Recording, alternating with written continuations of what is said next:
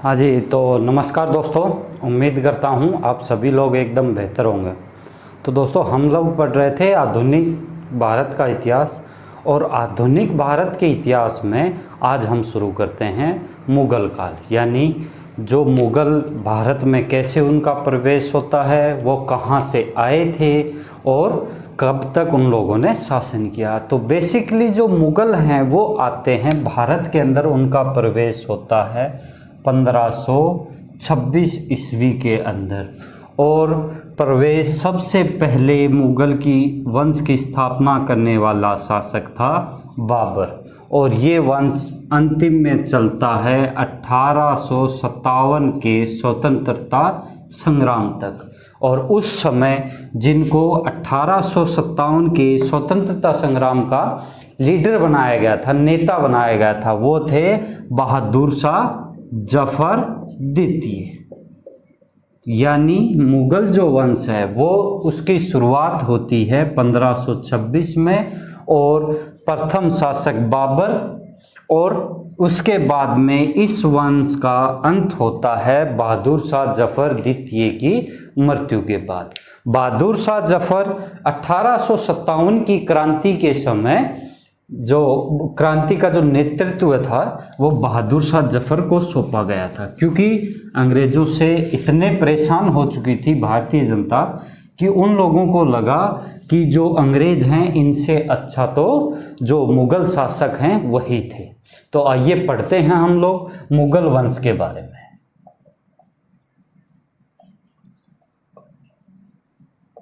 तो दोस्तों, भारत में मुग़ल वंश की स्थापना 1526 ईस्वी के अंदर होती है। उसके बाद से ये वंश लगातार शासन करता रहता है। अनेक शासक आएंगे, अनेक शासक जाते रहेंगे। 1526 में क्या होता है? शुरुआत होती है जहीरुद्दीन मोहम्मद बाबर से। अब ये बाबर कौन है, कहाँ से आ रहा है? जहीरुद्दीन मोहम्मद बाबर, जिसका जन्म उज्बेकिस्तान में होता है। जहीरुद्दीन बाबर का जन्म उज्बेकिस्तान में होता है सन 1483 के अंदर। इसका पिता तैमूर वंश से संबंधित था और माता थी मंगोल।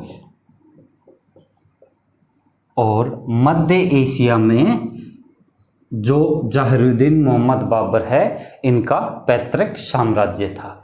वहाँ पे क्या होता है कि उस समय मध्य एशिया के अंदर नई नई शक्तियाँ उभरने लग जाती हैं। जहीरुद्दीन मोहम्मद बाबर के पिता के पास जो एरिया था, जो क्षेत्र था जिस पे राज किया करता था, उसका नाम था फरगना। फरगना का शासक था जहीरुद्दीन मोहम्मद बाबर का पिता जो तैमूर वंश से संबंधित था। फरगना पड़ता है मध्य एशिया के अंदर, मध्य एशिया। अब ये शुरुआत करता है भारत में शासन की। इसकी शुरुआत मानी जाती है बाबर की सन 1526 से लेके सन 1530-31 तक। ठीक है दोस्तों, तो मुग़ल वंश का प्रथम शासक जिसने मुग़ल वंश की स्थापना की थी वो था बाबर, जो साम्राज्य शासन करता है भारत में 1526 से लेके 1530-31। कई जगह पे इसकी मृत्यु से संबंधित बताया गया है कि इसकी मृत्यु 1530 में हुई, और कुछ जगह पे इसके बारे में बताया गया है कि इसकी मृत्यु 26 दिसंबर 1930, और कई जगह पे 31 लिखा गया है। वैसे बेसिकली इसका देखा जाए तो 1526 से 1530 तक ये शासन करता है। ये अपने शासन में सबसे पहले 1504 ईस्वी के अंदर काबुल पर हमला करता है। सबसे पहले काबुल पर हमला करता है। उसके बाद में गजनी पर हमला करता है। काबुल और गजनी इस पे हमला करता है 1504 ईस्वी में। काबुल और गजनी को अपने अधिकार क्षेत्र में ले लेता है। सन 1507 ईस्वी के अंदर यह पादशाह की उपाधि धारण करता है। कौन सी उपाधि? पादशाह। पादशाह यानी बादशाह, ठीक है। पादशाह बादशाह की उपाधि का ही एक अन्य नाम था। और इसकी जो पैतृक उपाधि थी, जो इसके पूर्वजों ने भी धारण की थी पैतृक उपाधि, वो थी इसकी मिर्जा। ठीक है दोस्तों, तो ये सबसे पहले सन 1504 ईस्वी के अंदर काबुल और गजनी पर आक्रमण करता है, काबुल और गजनी का अभियान शुरू करता है और 1504 में ही काबुल और गजनी को अपने अधिकार क्षेत्र में शामिल करता है। उसके बाद 1507 ईस्वी के अंदर यह पादशाह या बादशाह की उपाधि धारण करता है और जो इसकी पैतृक उपाधि थी वो थी मिर्जा की उपाधि। अब ये एक क्वेश्चन बनता है, एक मन में सवाल उठता है कि मोहम्मद गजनवी जब फरगना उसका पैतृक साम्राज्य था तो उसे भारत पे आक्रमण करने की जरूरत क्यों पड़ी? ऐसा क्या कारण था कि बाबर मध्य एशिया से आकर भारत पे आक्रमण कर रहा है? ठीक है दोस्तों, तो उसके प्रमुख कारण थे, बहुत सारे कारण थे। एक पहला कारण तो ये था कि जो मध्य एशिया क्षेत्र था, ठीक है, भारत पर आक्रमण के कारण,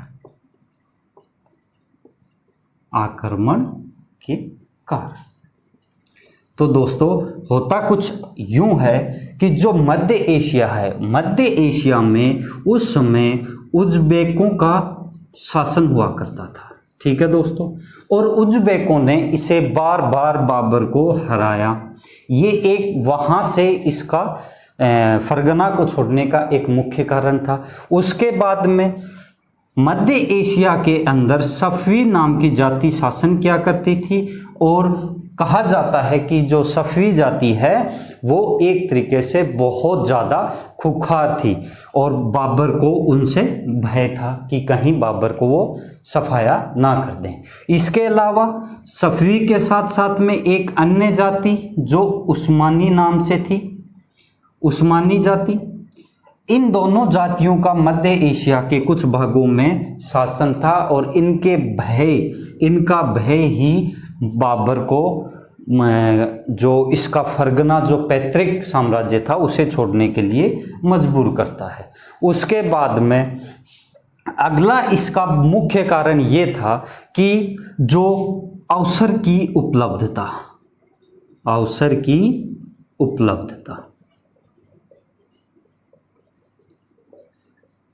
इसे अवसर की उपलब्धता मिलती है। इसे पता चलता है कि जो भारत में शासन कर रहा है लोधी वंश, उसकी कमियों के बारे में, और उन्हीं का लाभ उठाने के लिए ये क्या करता है कि भारत पर आक्रमण करता है। उसके बाद में काबुल के अंदर आपसी मतभेद होना भी इसको भारत की तरफ आकर्षित करता है। ठीक है दोस्तों, तो देखिए दोस्तों, बाबर फरगना का शासक, एक तरीके से बोल सकते हो कि फरगना इसके पैतृक जो साम्राज्य था वहां से बाबर आता है। ये भारत पर आक्रमण पहले करता ही क्यों है?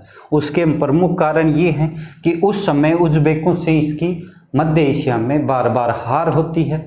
उसके बाद सफ़वी और उस्मानी दो जातियों का शासन हुआ करता था मध्य एशिया के अंदर और उनका भय ही इसे भारत की ओर खींच लाता है। ये अपने भय के कारण ही भारत पे आक्रमण करने की प्लानिंग बनाता है। इसी के साथ इसे अवसर की उपलब्धताएं भी होती हैं और काबुल में आपसी मतभेद से संबंधित जानकारी इसे प्राप्त होती है।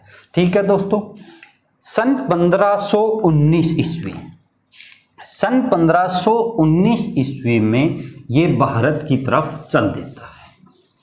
ठीक है दोस्तों, अब भारत की तरफ चल रहा है तो आने का कोई ना कोई तो मार्ग होगा, तो ये खैबर दर्रे से भारत में प्रवेश करता है। दर्रा, दर्रा वो चीज़ जब दो पहाड़ियों के बीच का मार्ग दर्रा कहलाता है। और ये कहाँ से प्रवेश करता है? खैबर दर्रे से 1519 ईस्वी के अंदर। ठीक है दोस्तों, 1519 ईस्वी में ये क्या करता है? खैबर दर्रे से भारत में प्रवेश करता है और उसके बाद में ये अपना पहला अभियान भारत में करता है 1518 से 1519 ईस्वी के बीच में यूसुफ जई जाति के विरुद्ध, यूसुफ जई जाति के विरुद्ध।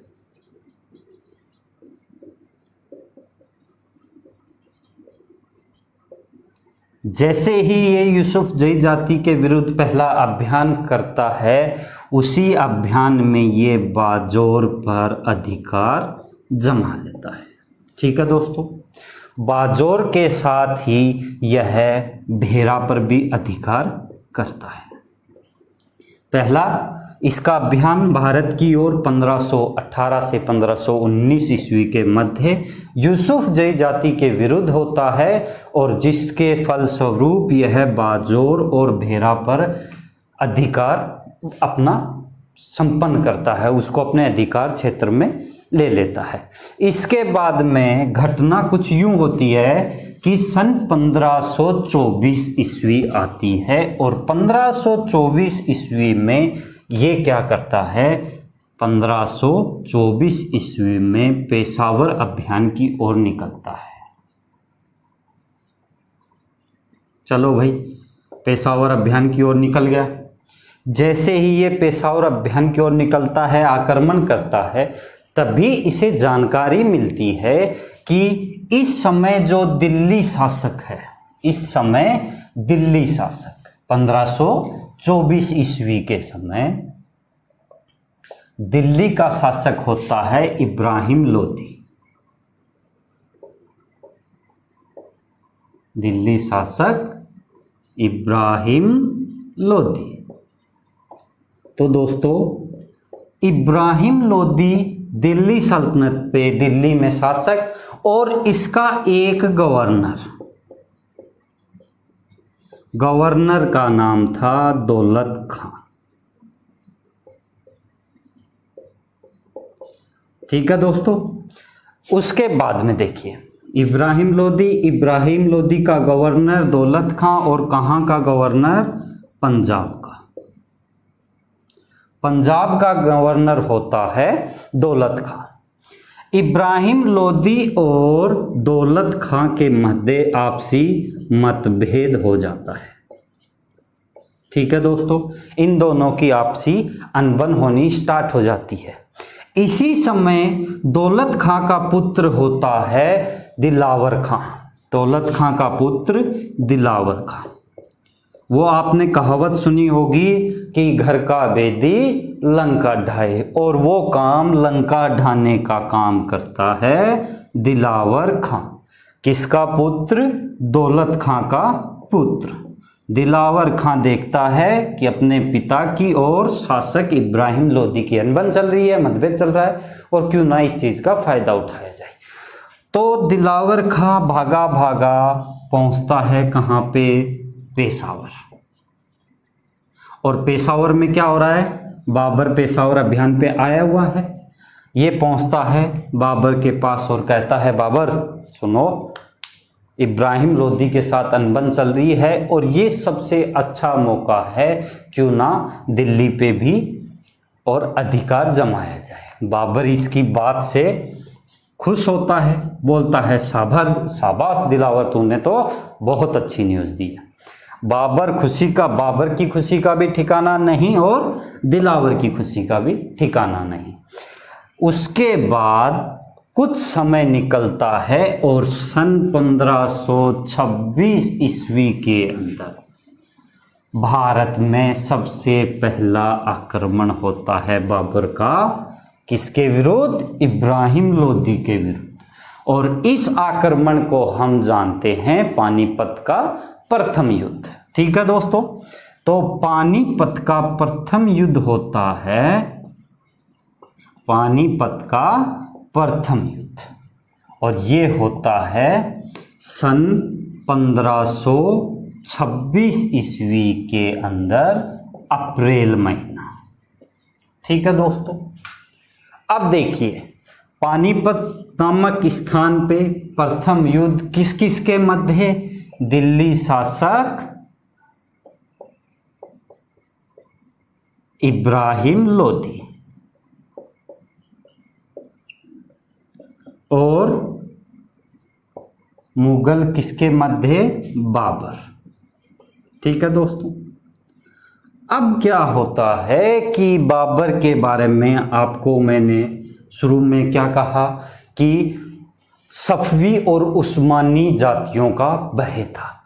बाबर को उनका भय जरूर था मध्य एशिया में, परंतु इन लोगों से वो एक बेहतरीन तरीके की पद्धति सीख के आता है जिसको कहा जाता है उस्मानी पद्धति।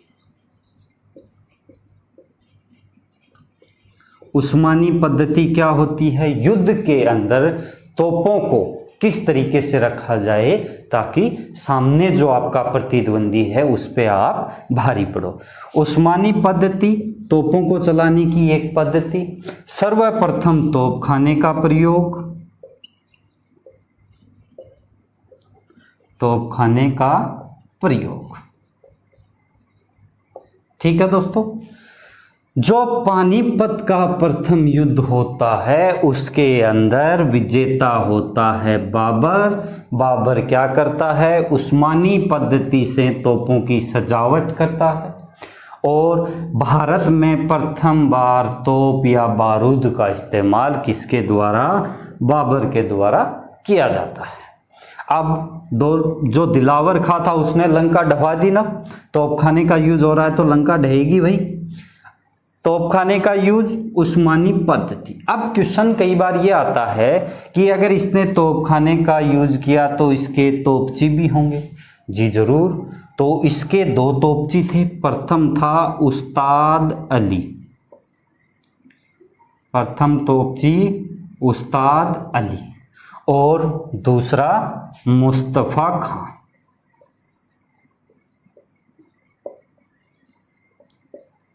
मुस्तफ़ा खां किसके तोपची? बाबर के। ठीक है दोस्तों, और इसमें विजेता कौन रहता है? बाबर। जैसे ही बाबर इसमें विजय होता है, इसी के साथ यह दिल्ली और आगरा के ऊपर अपना नियंत्रण बना लेता है। ठीक है दोस्तों, और इसके अलावा जैसे ही बाबर यहाँ विजय होता है वो अपने देश जगह कहाँ पे? काबुल। काबुल पे तो इसने सबसे पहले अधिकार किया था, तो काबुल में क्या करता है? ये एक एक जने को एक एक चांदी का सिक्का देता है। ठीक है दोस्तों, चांदी का सिक्का देता है तो वहाँ की जनता के प्रति इसकी छवि बन जाती है उदारवादी, कि ये तो बड़ा उदार शासक है, और उदारवादी इसकी नीति के कारण ही इसे वहाँ के लोग कलंदर की उपाधि देते हैं। ठीक है दोस्तों, आइए एक बार देखते हैं बाबर 1526 से 1530 ईस्वी। भारत में सबसे पहला आक्रमण पानीपत का प्रथम युद्ध जो अप्रैल 1526 में दिल्ली शासक इब्राहिम लोदी और बाबर के मध्य होता है। इसके अंदर उस्मानी पद्धति द्वारा बाबर तोपखाने का इस्तेमाल भारत में प्रथम बार करता है। इसी के साथ जब वो तोपखाने का यूज करता है तो उसके दो तोपची होते हैं, उस्ताद अली और मुस्तफ़ा खां। जैसे ही यह पानीपत के प्रथम युद्ध में विजयी होता है, विजयी होने के साथ ही दिल्ली और आगरा में दोनों जगह पे अपना अधिकार करता है। इसकी विजय के उपलक्ष्य में, पानीपत के प्रथम युद्ध की विजय के उपलक्ष्य में काबुल में प्रत्येक इंसान को एक एक चांदी का सिक्का वितरित करता है और इसी से इसकी छवि बनती है उदार, कि यह तो उदार शासक है, और इसी कारण इसे कलंदर की उपाधि दी गई थी। ठीक है दोस्तों, ये हो गया इसका प्रथम युद्ध। उसके बाद बाबर एकदम फुली जोश में है, और जोश में है तो क्या करेगा, दोबारा आक्रमण करेगा। उसके बाद ये दूसरा आक्रमण करता है खानवा का युद्ध। खानवा के युद्ध में ये महाराणा सांगा का प्रतिद्वंदी होता है। ठीक है दोस्तों, क्या होता है दूसरा युद्ध इसका, खानवा का युद्ध। खानवा का युद्ध, और ये होता है मार्च 1527 1527 के अंदर। ठीक है दोस्तों, अब खानवा का युद्ध होता है बाबर और चित्तौड़ के चित्तौड़ शासक राणा सांगा के साथ में, और बाबर के मध्य ये युद्ध होता है। दोस्तों, कहा ऐसे जाता है कि जब बाबर दिल्ली सल्तनत या दिल्ली पे आक्रमण कर रहा होता है, उस समय महाराणा सांगा का अनुमान था कि बाबर भी दूसरे शासकों की तरह ही दिल्ली पे आक्रमण करेगा, यहाँ से लूटपाट करेगा और वापस निकल जाएगा। पर उनका ये अनुमान बिल्कुल ही उल्टा होता है, और बाबर क्या करता है, महाराणा सांगा के साथ इसका दूसरा युद्ध होता है, खानवा का युद्ध, मार्च 1527 के अंदर। मार्च 1527 के अंदर अब इसमें राणा सांगा की हार होती है और बाबर विजयी होता है। विजय के वही मुख्य कारण, उस समय तक भारत में किसी भी शासक के पास तोप खाना या तोप उस्मानी पद्धति इसका ध्यान नहीं होना भी इसकी जीत का, इसके विजयी होने का एक मुख्य कारण था। जैसे ही ये बाबर खानवा के युद्ध में जीतता है, उसके बाद में ये अपना अगला आक्रमण करता है चंदेरी का युद्ध।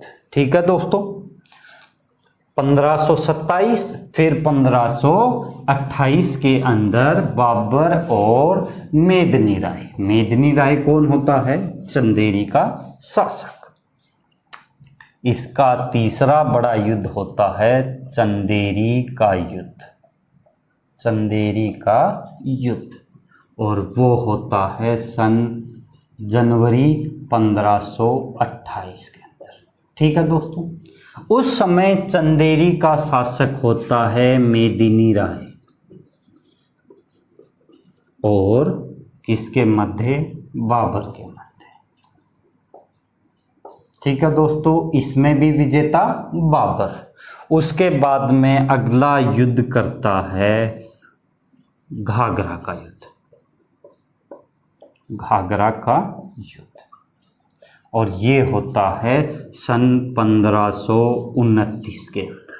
ठीक है दोस्तों, और महीना है गर्मी का, यानी मई 1529। अब देखो, घाघरा का जो युद्ध है, घाघरा नदी के किनारे, और इसके अंदर बंगाल की सेना हिस्सा लेती है, और उसके साथ में लेती है बिहार की सेना।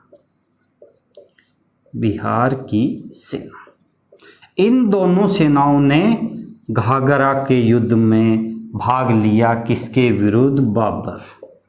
और जो बंगाल और बिहार की सेनाएं थी, इसका नेतृत्व करता है मोहम्मद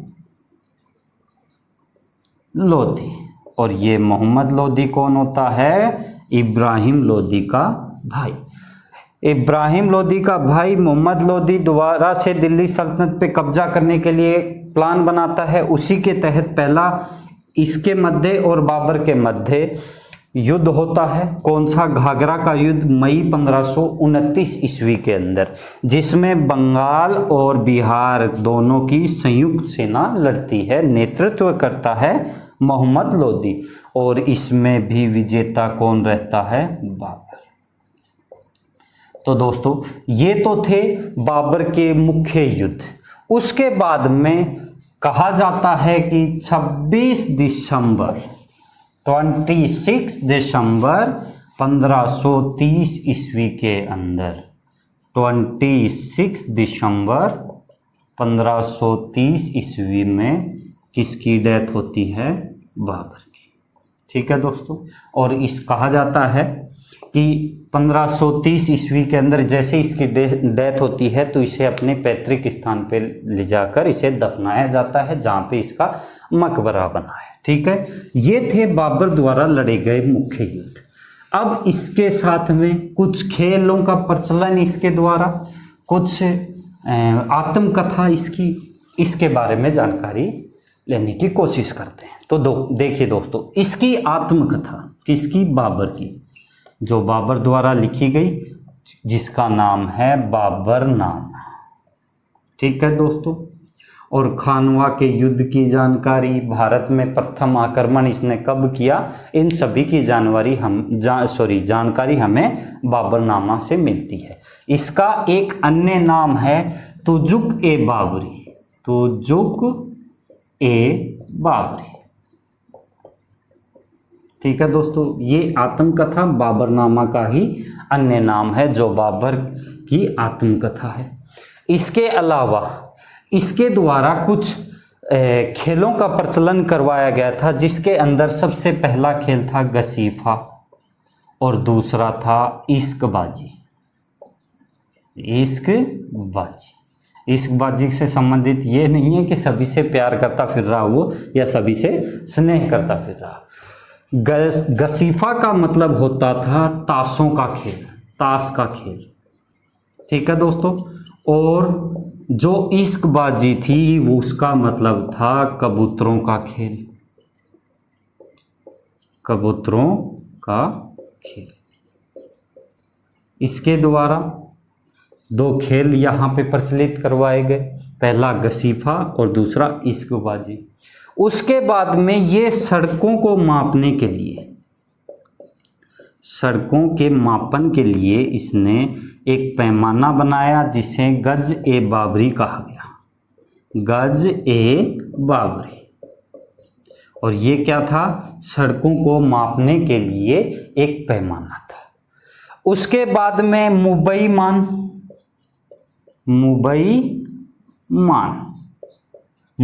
मान था। इसके द्वारा सर्जित किया गया एक छंद। किसके द्वारा? बाबर द्वारा सर्जित छंद। ठीक है दोस्तों, जिसका नाम था मुबई मान। ठीक है, ये थे इसके द्वारा किए गए मुख्य कार्य और इसकी प्रमुख उपाधियां। अच्छा, इसी के साथ एक उपाधि, यह गाजी की भी उपाधि धारण करता है। ठीक है दोस्तों। और गाजी की उपाधि धारण करता है ये खानवा के युद्ध के बाद। जब ये खानवा का युद्ध लड़ रहा होता है तो इसके सामने कौन होता है? राजपूताना यानी राजस्थान चित्तौड़गढ़ से महान शासक महाराणा सांगा। और उसी समय युद्ध के बाद तो ये धारण करता है गाजी की उपाधि। कौन सा युद्ध? खानवा का युद्ध। और जब खानवा का युद्ध हो रहा होता है तो अपने सैनिकों के मनोबल को बढ़ावा देने के लिए ये जिहाद का नारा देता है। जिहाद का नारा। ठीक है दोस्तों। तो दोस्तों, ये था बाबर के द्वारा भारत पे मुख्य आक्रमण। और सन 1530 ईस्वी के अंदर बाबर की मृत्यु होती है। इसने गाजी की, पादशाह की, ये सारी उपाधियां ये धारण करता है। काबुल में ये चांदी के सिक्के बंटवाता है। इसी के कारण ही इसे एक उपाधि, कलंदर की उपाधि भी दी जाती है। कलंदर की उपाधि। और कलंदर किसे कहा जाता है? जो उदार हो, उदार शासक के रूप में। ठीक है दोस्तों। तो ये था दोस्तों मुगल काल, मुगल वंश में पहला शासक बाबर। मिलते हैं नेक्स्ट वीडियो में, इसके वंशजों के बारे में जानकारी लेते हैं, किसने कहाँ पे क्या आक्रमण किया। और दोस्तों, पढ़ते रहिए और पूरा अपना बार बार रिवीजन करते रहिए। आपके जितने भी फीडबैक मिल रहे हैं उसके लिए आप सबका बहुत बहुत धन्यवाद। अगर आपको वीडियो पसंद आ रही हो तो आप शेयर, लाइक और सब्सक्राइब ज़रूर कीजिएगा। आपका बहुत बहुत धन्यवाद। जय हिंद।